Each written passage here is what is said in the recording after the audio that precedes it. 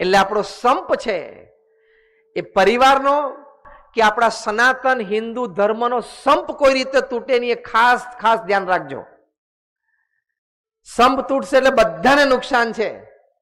એટલે કોક વખત જતું કરીને મોટું મન રાખીને એમ રાખીને પણ આપણે સંપની ભાવના હંમેશા રાખવી, તો આપણને જીવનમાં આનંદ રહે, તો દરેકની પ્રગતિ થાય. બીજી વાત છે પારિવારિક મૂલ્યો માટે, કે તમારા સંતાનોને તમારે સંસ્કાર, વિશેષ ધાર્મિક સંસ્કાર હંમેશા દ્રઢ કરાવવાના. જો તમે તમારા સંતાનોને સારામાં સારો અભ્યાસ કરાવો છો, ધન્યવાદ. તમે તમારા સંતાનોના ભવિષ્ય માટે તમે ચિંતિત છો, તમારા પરિવારને દિન પ્રતિદિન સુખી અને સમૃદ્ધ કરવા પ્રયત્ન કરો છો, અભિનંદન. પણ સંસ્કાર પણ તમારે આપવા પડશે. શિક્ષણ અને સમૃદ્ધિ બંને હશે, પણ ત્રીજો સંસ્કાર નહીં હોય તો તકલીફ પરિવારમાં પણ આવશે. 4-5 વર્ષ પહેલા મુંબઈના એક ધનાઢ્ય વ્યક્તિએ રોતા રોતા પોતાનો સેલ્ફી વિડીયો જાહેર કરેલો, વોટ્સએપ પર બધા જોયો હશે. 20,000 કરોડનું બિઝનેસ એમ્પાયર પોતાના દીકરાને આપેલું. શૂટિંગ્સ એન્ડ શર્ટિંગ્સની મોટી કંપની, 20,000 કરોડનું એમ્પાયર દીકરાને. પછી જે પણ પ્રસંગો પરિવારમાં ઊભા થયા છે, પણ દીકરાએ બાપને ઘરમાંથી કાઢી મૂક્યા અને નેપેન્સી રોડ ઉપર એક 2 BHK ફ્લેટ ભાડેમાં મૂકી દીધા, એક કુકને એક ડ્રાઈવર આપી દીધો, અને એ પિતાએ રડતા રડતા પોતાની સેલ્ફી વિડીયો જાહેર કરેલી. જોયેલી બધાએ?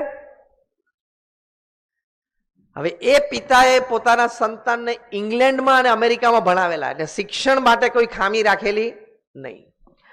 20,000 કરોડનો ધંધો વારસામાં આપ્યો, એટલે વેપાર ધંધામાં પણ કોઈ ખામી રાખી નહોતી. ખામી ક્યાં રહી ગઈ? સંસ્કારમાં. ખામી ક્યાં રહી ગઈ? કે નાનપણમાં એને શ્રવણની વાત નહીં કરેલી કે માતા પિતાની સેવા કરવી જોઈએ. શ્રવણે જેમ કાવડમાં બેસાડીને માતા પિતાને જાત્રા લઈ ગયા, આપણે કેવી રીતે કાવડમાં નથી બેસાડવાના, ખાલી ફ્લાઇટની ટિકિટ જ કઢાવી આપવાની. પણ માતા પિતાની સેવા કરવી એ સંસ્કાર એને આપવામાં નહોતા આવ્યા.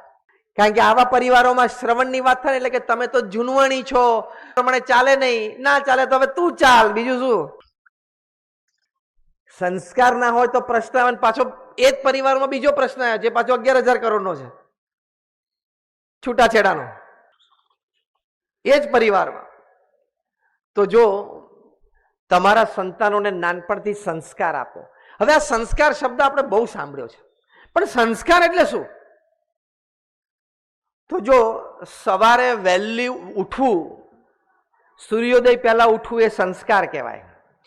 ઉઠીને પથારીમાંથી બહાર આવીએ પહેલા આપણા ઈષ્ટદેવનું સ્મરણ થાય અને પ્રાર્થના થાય એ સંસ્કાર કહેવાય. પથારીમાંથી બહાર આવીને પહેલા આપણે આપણો નિત્યક્રમ નહીં ધોઈને તૈયાર થઈને સ્વચ્છ કપડાં પહેરી લઈએ, એટલે કે ચોખ્ખા થઈએ, સંસ્કાર કહેવાય. પછી ઘરમાં ઘર મંદિર હોય ત્યાં આપણે બેસીને 2 માળા ફેરવીએ, નામ સ્મરણ કરીએ, દીવો કરીએ, અગરબત્તી કરીએ, કંઈક પાઠ કરીએ, 10 જ મિનિટ ભલે કાઢીએ, પણ એ સંસ્કાર કહેવાય. પછી આપણે જે નાસ્તામાં જમવાના હોય ભગવાનને આપણે ધરાવીને પછી જમીએ, એ પ્રસાદ બને, એ સંસ્કાર કહેવાય. પછી ઘરની બહાર જઈએ પહેલા માતા પિતાને પગે લાગીએ, એ સંસ્કાર કહેવાય. વિદ્યાર્થીઓ હોય એ વિદ્યા અભ્યાસમાં એકાગ્રતાથી અને પરીક્ષા લગતી વખતે કોઈ ચોરી ન કરે, એ સંસ્કાર કહેવાય. કામ ધંધા ઉપર જઈને હમણાં જે આપણે વાત કરીએ, નીતિમત્તા અને પ્રામાણિકતા રાખીએ, એ સંસ્કાર કહેવાય. સાંજે ઘરે આવીએ પછી હાથ પગ મોઢું ધોઈને ઘર મંદિરમાં દર્શન કરીએ, સંધ્યા આરતી કરીએ, જે આપણા સત્શાસ્ત્રોની આજ્ઞા છે, એ સંસ્કાર કહેવાય. રાત્રે પરિવારમાં બધા સાથે બેસીને સમૂહ ભોજન કરીએ, દરેક પોતાની દિનચર્યા શેર કરે, એ પારિવારિક ભોજનનો આનંદ લઈએ, એ સંસ્કાર કહેવાય. એ ભોજન પત્યા પછી પ્રમુખ સ્વામી મહારાજે ઘર સભાની વાત કરી છે કે પરિવારમાં અઠવાડિયામાં એક જ વખત તમે સાથે બેસો, અડધો કલાક માટે ધાર્મિક સેશન માટે. તમે ટીવી જોવા માટે સાથે બેસતા હશો, તમે બીજી કોઈ ચર્ચા માટે સાથે બેસતા હશો, પણ ધાર્મિક સભા ઘરમાં જેમાં રામાયણ હોય, મહાભારત હોય, એવા કોઈ ગ્રંથનું વાંચન થાય 10 મિનિટ માટે, પછી 5-10 મિનિટ બધા જેને જે ગમ્યું, સારું લાગ્યું એની ચર્ચા કરે, પછી ભગવાનનું નામ સ્મરણ કરીને આપણે ઊભા થઈએ આરતી કરીને. એને પ્રમુખ સ્વામી મહારાજ ઘર સભા કહેતા. પોતે પોતાના અનુભવ પરથી, વિશ્વાસ પરથી અને શાનપણા ઉપરથી કહેતા કે ઘર સભાથી વિશ્વ શાંતિ થશે. કારણ કે ઘર સભા gives you the beauty of character. The beauty of character harmonizes your family. Such harmonized families come together to bring stable societies. Stable societies, they come together to bring law and order in the nation. And such law and order in the nations brings world peace. ઘર સભાથી ચારિત્રનું નિર્માણ થાય છે. ચારિત્રવાન વ્યક્તિઓ એટલે પરિવારમાં સંવાદિતતા સધાય.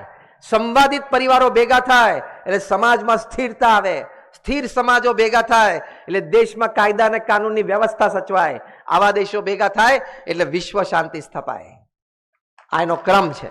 તો આજે તમને એક સુંદર સારી ભેટ એ આપવાની કે તમે પ્રમુખ સ્વામી મહારાજે જેમને આટલો વિશાળ જનસંપર્કનો અનુભવ, એના પરથી એમને આપણા પરિવારમાં સુખ શાંતિ આનંદ રહે એની માટે આ ઘર સભાની વાત કરી છે. તમે અઠવાડિયે એકવાર પ્રયોગ કરજો. Try it. તમે 6 મહિના સુધી પ્રયોગ કરજો અને તમને ના ફાવે, ના ગમે તો પાછું આપી દેજો. તમને આ ઘર સભાની વાત ન ગમે તો તમે એમને પાછી આપી દેજો. તે દિવસે બધી વાત થઈ પણ મજા નથી આવતી 6 મહિનાથી. જેમ તમે મેન્યુફેક્ચરિંગમાં હોય, તમારે ISO હોય તમારી પ્રોડક્ટ, ઇન્ટરનેશનલ સ્ટાન્ડર્ડ ઓર્ગેનાઇઝેશન, તો ISO પ્રોડક્ટ માર્કેટમાં ચાલે છે ને, હા કે ના? વધારે સ્વીકાર્ય બને. એમ ઘર સભા પણ અમારી ISO પ્રોડક્ટ છે, BAPS ની, ઇન્ટરનેશનલ સ્પિરિચ્યુઅલ ઓર્ગેનાઇઝેશન. ચાલશે જ, એક એક ઘરમાં ચાલે છે. ઘર સભાથી તમારા બાળકોનો અભ્યાસ વ્યવસ્થિત થશે. આ ધર્મ સંસ્કારથી શિક્ષણ. ઘર સભા નિત્ય કરવાથી પરિવારજનો તમામમાં શું ટેવો કેળવાશે? આ ધર્મ સંસ્કારથી શું ટેવો. ઘર સભા નિત્ય કરવાથી તમારા પરિવારજનોમાં એકબીજા પ્રત્યે આદર અને પ્રેમ વધશે. આ ઘર સભાથી એટલે કે ધર્મ ભાવનાથી, ધર્મના સંસ્કારથી પરિવારમાં સંપ. અમે ઘર સભા નામનું પુસ્તક તૈયાર કર્યું છે. એમાં સાચા પ્રસંગો જે તે વ્યક્તિની પરવાનગી લઈને લખેલા છે.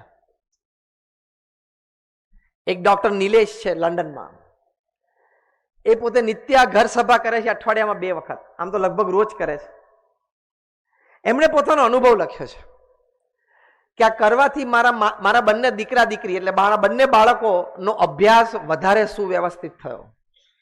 એમણે લખ્યું કે અમારી PTM થાય એટલે પેરેન્ટ્સ ટીચર્સ મીટ થાય, એમાં અમારા સંતાનોને લીધે અમને આદર મળવા માંડ્યો કે અમારા એટલે એમના પ્રિન્સિપલ અમને ટીચર અમને સ્ટેજ ઉપર બોલાવે અને કે જો આ બાળકોને આવા તૈયાર કર્યા છે. અમારા બાળકોની નેબરહુડમાંથી કોઈ ફરિયાદ નથી. મને પણ પરિવાર સાથે બેસીને સમય કાઢીને આનંદ પ્રાપ્ત થાય છે. એક પરિવાર એવો પ્રસંગ લખ્યો છે કે અમારા પતિ પત્ની વચ્ચે વિખવાદ હતો, અણસમજણ હતી, એ ઘર સભામાં બેસવાથી સધાઈ ગયું. એક પરિવાર એવો હતો કે એને કહ્યું કે મારા માતા અને મારી વહુ એટલે કે સાસુ વહુ વચ્ચેના ઘણા બધા પ્રશ્નો હતા, અબોલા હતા, પણ ઘર સભા અમે શરૂ કરી, સાસુ વહુના અબોલા જતા રહ્યા. આ મોટો લાભ છે કે નહીં? હા કે ના? કારણ કે આ કહાની ઘર ઘરની છે.